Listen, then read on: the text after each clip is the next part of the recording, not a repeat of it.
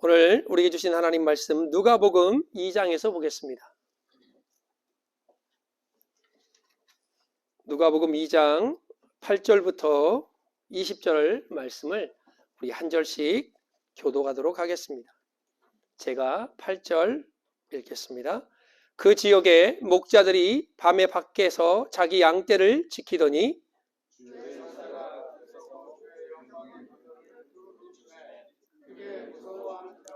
천사가 이르되 무서워하지 말라. 보라, 내가 온 백성에게 미칠 큰 기쁨의 좋은 소식을 너희에게 전하노라.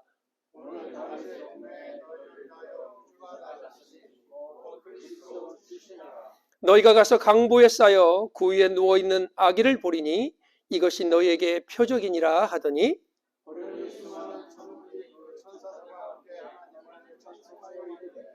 지극히 높은 곳에서는 하나님께 영광이요 땅에서는 하나님이 기뻐하신 사람들 중에 평화로다 하니라.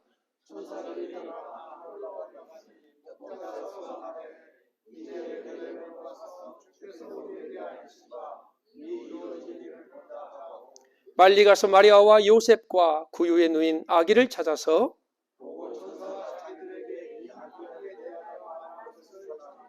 듣는 자가 다 목자들이 그들에게 말하는 것들을 놀랍게 여기되 같이 읽겠습니다. 목자들은 자기들에게 이르던 바와 같이 듣고 본 그 모든 것으로 인하여 하나님께 영광을 돌리고 찬송하며 돌아가니라. 아멘. 선물을 좀 사려고 코스트코를 갔더니, 그리고 또 다른 가게를 좀 들렸더니 카트가 없어요. 얼마나 사람들이 많은지 주차할 데가 없어서 여러 번 돌다가 주유소 옆에까지 됐습니다. 코스트코 주유하는데. 그러니까 참 이 시즌이 많은 사람들에게 기쁨인 건 사실이에요. 그런데 어떠한 기쁨으로 우리가 크리스마스를 대하느냐는 각자마다 다 다른 것 같습니다. 12월 달을 맞이해서 우리가 예수님의 오심을, 또한 다시 오심을 우리가 기억하면서 대림절 기간을 보내고 있습니다. 2주간 통해서 예수님은 누구신지, 그 예수님은 이 땅에 오셔서 어떠한 일을 하셨는지 거기에 대해서 우리가 말씀을 들었습니다. 하나님이신 그분이 인간의 몸을 입고 가장 낮고 낮은 자리까지 오셔서 죽기까지 복종하셨습니다. 그 사랑으로, 그 은혜로 우리는 하나님께 구원을 받은 하나님의 백성이 되었습니다. 지난주에 저희가 십자가와 부활에 대해서 말씀을 드렸습니다. 우리는 다 양 같아서 각기 제 길로 갔다라고 이사야서는 말씀하고 있습니다. 하나님은 우리 무리의 모든 죄악을 그에게 담당시키셨도다 말씀합니다. 인자에 온 것은 섬김을 받으려 온 것이 아닙니다. 예수님께서 이 땅에 오신 것은 자신이 하시는 일을 통해서 누군가로부터 섬김을 받는 것이 아니라 도리어 자기가 섬길 뿐만 아니라 자기 목숨을 많은 사람들의 대속물로 주려 왔다고 말씀합니다. 이 땅에 죽으러 온 사람은 없습니다. 태어날 때부터 나는 죽기 위해서 작정하고 태어난 사람은 없겠죠. 그러나 예수님의 사명은 이 땅에 자기를 대속물로 주려고 이 땅에 오셨습니다. 그리고 그분께서 우리를 위하여 가난하게 되심은 그 가난함을 통하여 우리에게 부요함을 주시기 위해서 그분께서 이 땅에 오셨다 말씀드렸습니다. 우리 대신에 아픔을 당하시고 저주를 당하시고 우리 때문에 모든 살과 모든 육체가 찢기고 피 흘리신 이유는 우리에게 평화와 우리에게 나음을 주시기 위해서 그분이 그렇게 오신 것입니다. 그래서 그 십자가의 사랑을 우리가 늘 기억하면서 부활을 통해서, 그의 죽으심을 통해서, 또한 그의 부활을 통해서 우리는 예수님과 연합되는 것입니다. 오늘 본문은 우리 사복음서에 보면 마태와 누가복음에만 예수님의 탄생 기사가 등장합니다. 그러니까 우리 권사님 기도했던 대로 동방박사가 예수님께 찾아오는 본문이 마태복음입니다. 마태는 예수님을 유대인의 왕으로 오신 메시아로 묘사를 하고 있습니다. 그래서 그분이 어디에서 태어날 것을 게스하다 추측하다가 이분은 당연히 왕이니까 왕궁으로 오실 거라 생각을 했습니다. 그래서 왕에게 찾아가죠. 그리고 오늘 본문 누가복음은 바로 목동들에게 찾아오신 하나님의 은혜가 오늘 기록되어져 있습니다. 구원의 기쁜 소식은 왕이든 가장 낮은 자든 그 누구도 가리지 않습니다. 구원의 기쁜 소식은 어느 누구에게나 그것을 받아들이는 사람들에게 하나님의 복된 소식이 되는 것입니다. 그래서 특권자, 있는 자의 고난이 아니에요. 복음은 이 땅의 모든 사람들에게 주어지는 하나님의 복된 소식인 것입니다. 오늘 누가는 마태와 좀 다르게 유대인의 왕으로 오신 예수님이 아니라 소외되고 가난하고 없는 자들, 천한 자들에게 임하시는 하나님의 구원의 기쁜 소식을 말씀하고 있습니다. 당시 목자들은요, 천한 계층에 멸시받는 계층이었습니다. 여러분, 그 당시에 율법적으로 상당히 우위에 있던 바리새인들이나 율법학자들, 제사장들, 서기관들, 사두개파, 이 모든 사람들이 양의 젖을 먹고 양의 털의 옷을 입었습니다. 그런데 양의 젖을 먹고 그 옷을 입으려면 목자들하고 거래를 해야 되잖아요. 그런데 천이 여겼기 때문에 이들하고는 상종도 하지 않았습니다. 그리고 성전이나 회당에 들어가는 것을 금했습니다. 참 이게 얼마나 이 차별이 있었는지. 그러니까 우리말로 말하면 양치는 목동은 이 예배당에 들어올 수 없다는 거예요.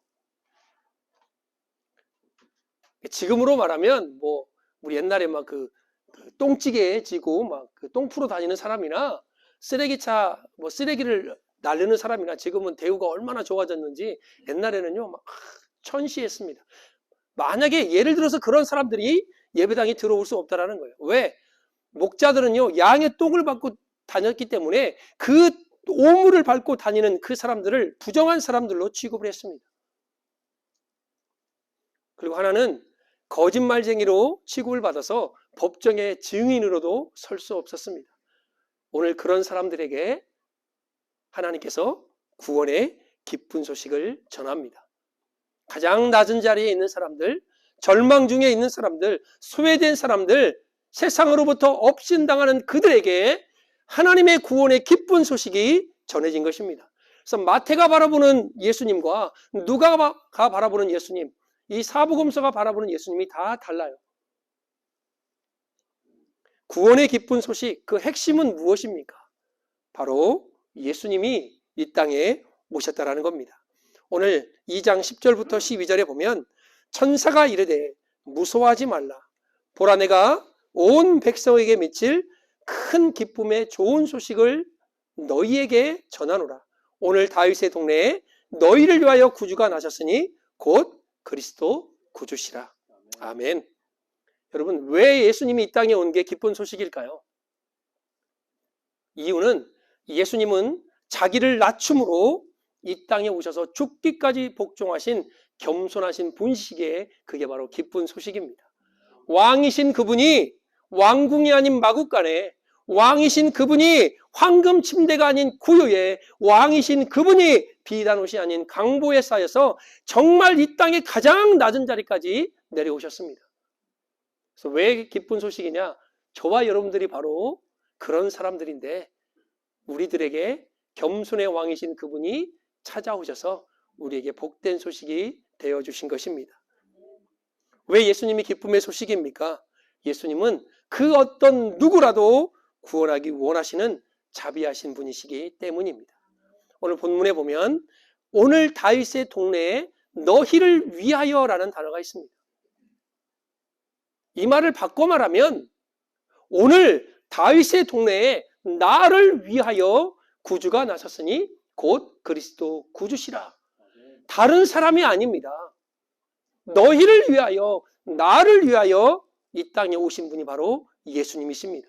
그래서 하나님이 세상을 이처럼 사랑하사 독생자를 주셨으니 누구든지 저를 믿는 자마다 멸망치 않고 영생을 얻게 하려 하심이라라고 말씀합니다. 다른 이로서는 구원받을 수 없나니 천하인간의 구원 얻을 만한 다른 이름을 우리에게 주신 이름이 없다는 성경은 말씀하고 있습니다. 예수님의 이름은요, 이 땅에 그 어느 누구라도 그 이름 앞에 나오면 하나님의 사랑으로 구원받을 수 있는 것입니다. 그가 어떠한 죄를 지었던지 간에 예수 이름 앞에 그 모든 죄는 사함을 받을 것입니다. 왜 예수님께서 구원의 기쁜 소식입니까? 그분은 하나님과 단절된 우리를 연결시키는 화평의 주님이시기 때문입니다. 지금의 시대는요, 어찌 보면 평안이 없는 시대 같아요. 제가 이렇게 막 가끔 저도 운전하다가 욱할 때가 있거든요. 운전을 왜 그렇게 하는지 모르겠어요, 이 사람들이. 그래서 운전대를 잡아보면 그 사람 성격이 다 나온다네요. 그럼 막 그냥 지가 잘못했는데요, 빵 하잖아요. 그럼 막 가운데 손가락을 올렸다 내렸다 올렸다 내렸다 입에서는 막 F자락 팍팍 튀어나오는데 막 저걸 따라가 말어. 막 여기서 막 이렇게 올라와요, 그냥. 이제 운전하는 일이 요즘 많아지니까 제가 왜 그렇게 하는지 모르겠어요. 막 쌍라이트를 켜는데도요, 막 끄지도 않아.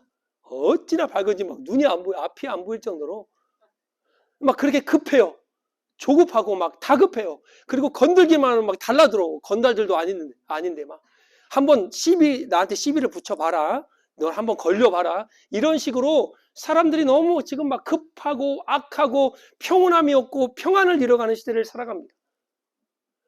예수 그리스도가 우리 안에 임하면 하나님의 평강이 우리 안에 임할 때 우리가 평강이 있지 않겠습니까? 여러분은 평안이 있습니까? 여러분 안에는 평강이 있습니까? 여러분, 하나님의 평강이 우리의 삶에 그리고 우리의 인간 관계에 임해야만이 진정한 평안이 있는 것입니다. 왜 두려움과 질병이, 왜 염려와 근심이 우리에게 찾아옵니까? 그 이유는 하나님과의 관계가 깨어졌기 때문입니다. 평화와 평강이 없는 이 시대에 진정한 평화를 주시려고 이 땅에 오신 분이 누구냐? 바로 우리 예수님이십니다. 오늘 본문에 보면 천사가 13절에 평화를 선포하기 이전에 지극히 높은 곳에서는 하나님께 영광이라고 말합니다. 여러분, 인간에게 참된 평화가 회복이 되고 평강이 회복이 되려면 먼저 선행되어질 게 있는데 그게 뭐냐? 하나님께 영광을 돌릴 때 우리에게 평강이 있는 거예요. 이게 인간이 이 땅에 존재하는 목적입니다. 하나님을 영화롭게 하고 하나님의 이름을 기쁘시게 하는 것, 그게 바로 우리의 인간의 첫 번째 목적이에요. 내 안에 평강이 없다, 나의 삶에 평안이 없다, 우리의 인간관계 속에서 평안이 없다, 이것은 내가 하나님으로부터 먼저 영광을 돌리지 않는다라는 증거입니다. 이 말은 바꿔 말하면 하나님을 먼저 생각하고 내가 하나님의 존재를 인식하고 그분을 날마다 인정하고 그분께 영광을 돌릴 때 내 삶에 진정한 하나님의 평강과 평안이 찾아온다라는 것입니다.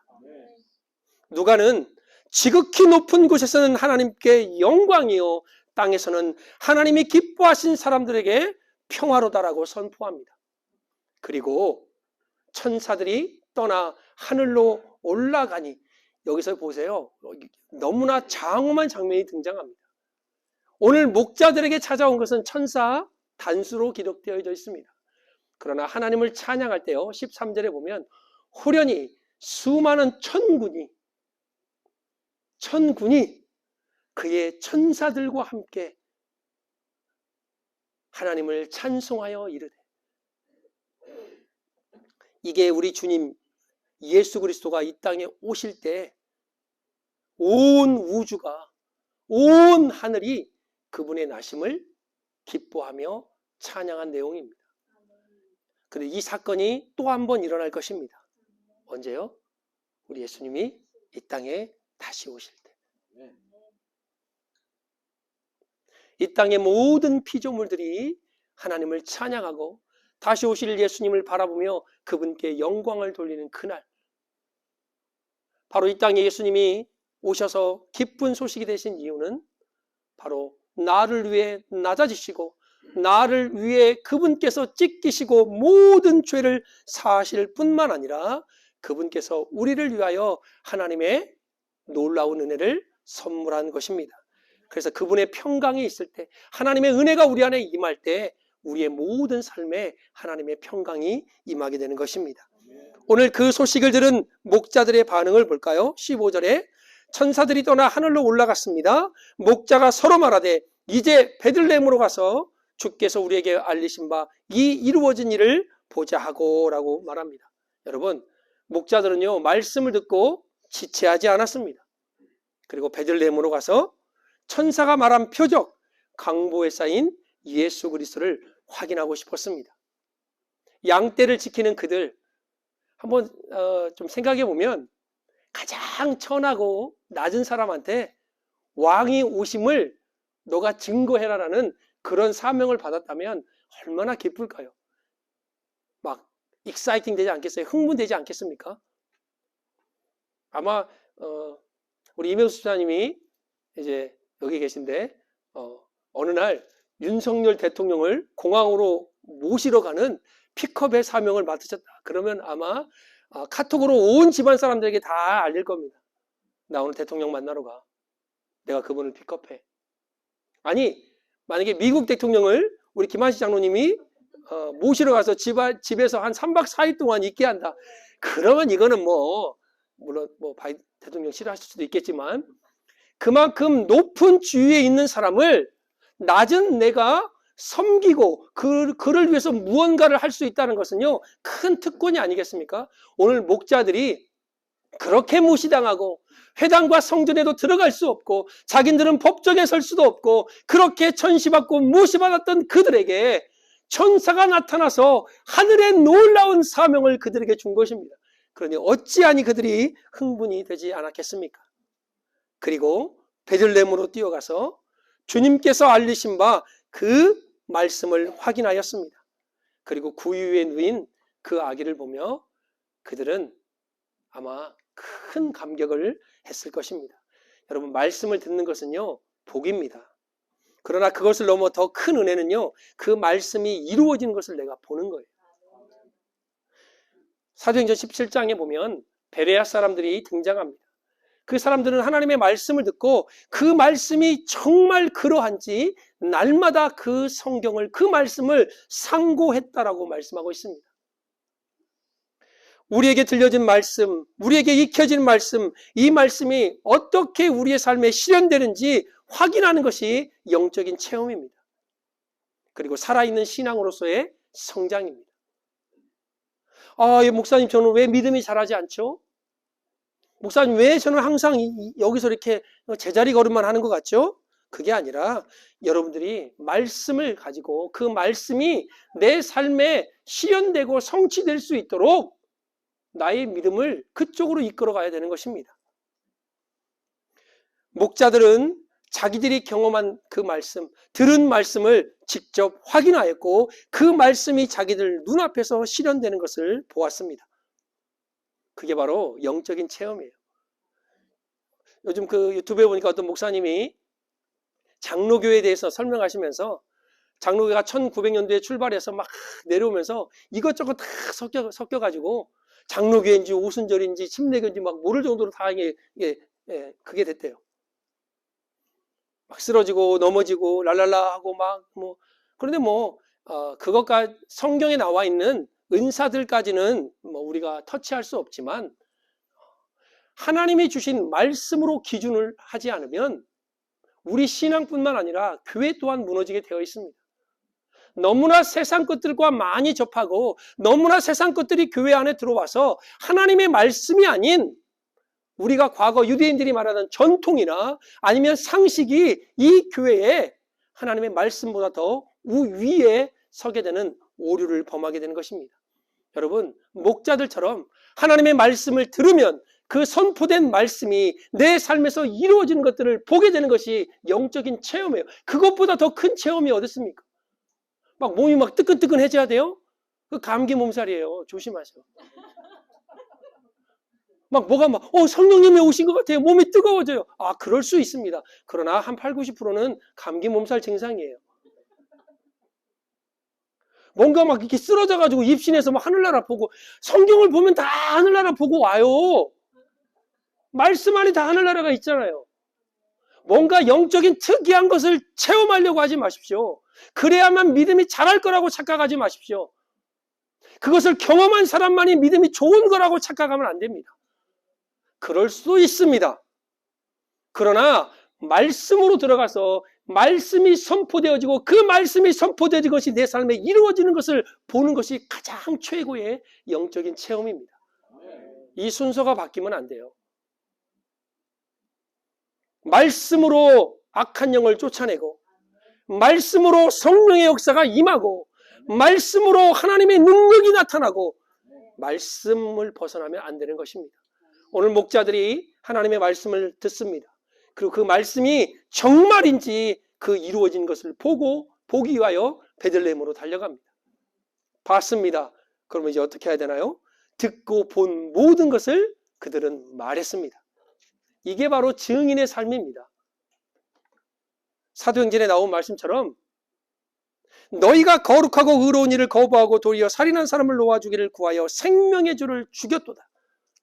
그러나 하나님이 죽은 가운데서 그를 살리셨으니 우리가 이 일의 증인이라.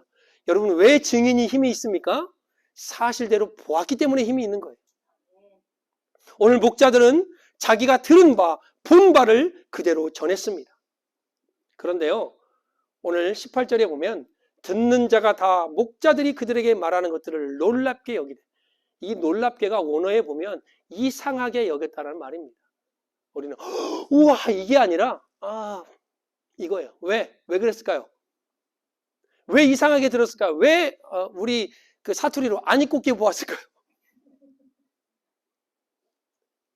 아니 하필 왜 메시아가, 그리스도가 이 천한 자들의 입에서 나와야 되는 거냐 이 말이에요. 왜?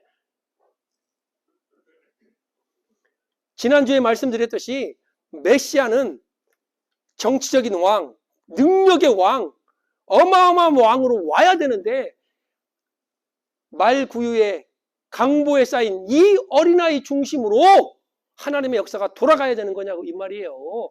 그러니까 유대인들은요, 이 말을 듣고 도저히 이해할 수 없었습니다.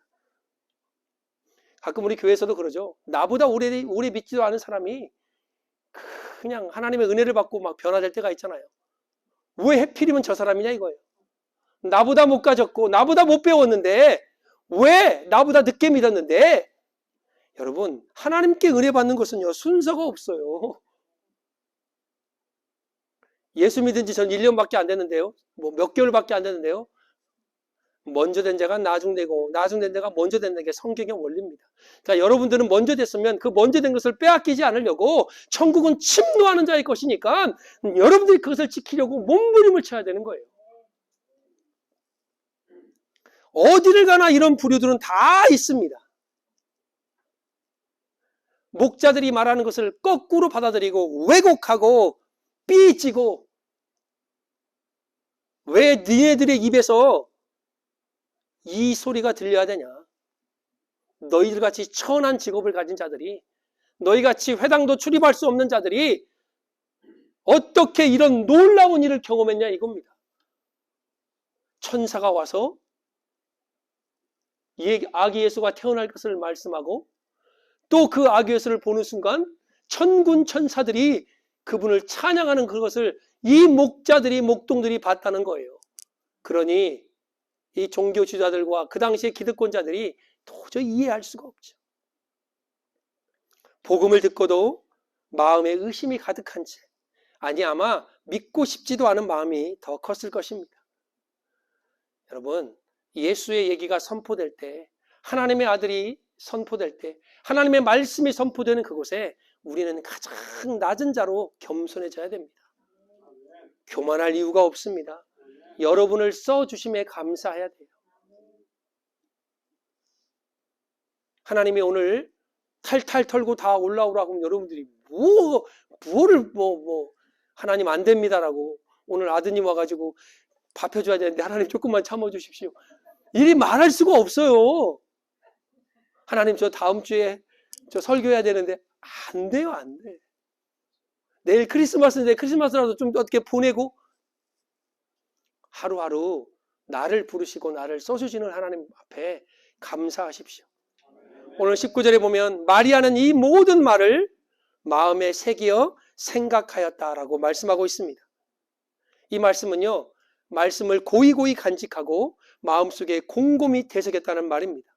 주위에 시큰둥한 반응하고는, 불신에 반응하고는 달리 마리아는 지난날 가브리엘 천사가 자기에게 와서 보라, 내가 잉태하여 아들을 낳으리니 그 이름을 예수라 하라. 그의 친족 엘리자벳이 와서 큰 소리로 불러 이르되 여자 중에 내게 복이 있으며 내 태중에 아이와 내가 복이 있도다. 여러분, 이 말씀을 들은 마리아가요, 오늘 목자들이 얘기하는 말을 다 듣고 곰곰이 생각합니다. 그리고 그 말씀을 마음속에 간직합니다. 이게 바로 하나님의 말씀을 받는 우리의 자세입니다. 저와 여러분들이 하나님의 자녀로 부름을 받은 사람들입니다. 어디 가나 예수를 배웠고 경배하는 사람도 있지만 의심하는 자도 있다라고 마태복음 28장 17절에 말씀하고 있습니다. 우리는 똑같은 크리스마스를 보내고 있습니다. 어떤 사람은 이 성탄절을 하나의 공휴일로 보고 신나게 노는 사람도 있지만, 말씀이 육신이 되어 이 땅 가운데 오신 구원의 기쁜 소식을 믿는 우리들에게는 죽음에서 생명으로 옮겨지는 하나님의 놀라운 은혜가 열리는 아주 복된 날임을 우리는 잊어서는 안 됩니다. 마리아처럼 마음에 항상 말씀을 간직하시고, 오늘 목자들처럼 그 놀라운 사실을 보고 듣고 본 모든 것들을 증거할 수 있는, 그래서 우리뿐만 아니라 이 땅에 예수님을 모르는 사람들이 구원의 기쁜 소식을 듣고 하나님께 영광을 돌리는 그런 은혜를 동일하게 경험해야 될 것입니다. 자기를 낮춤으로 이 땅에 오신 예수님, 누구라도 구원하기 위하여 그 모든 사랑을 우리에게 베푸신 예수님, 우리를 화평케 하시기 위해서 평강의 주님으로 오신 이 예수님, 이 기쁜 날, 이 구원의 기쁜 소식이 이 땅에 가득한 날, 우리 모두가 하나님께 영광이요, 또한 하나님이 기뻐하신 사람들 중에 평화가 넘쳐나도록 여러분이 기도할 뿐만 아니라 그런 날을 살아나가기를 우리 주 예수 그리스도의 이름으로 축복합니다. 기도하겠습니다.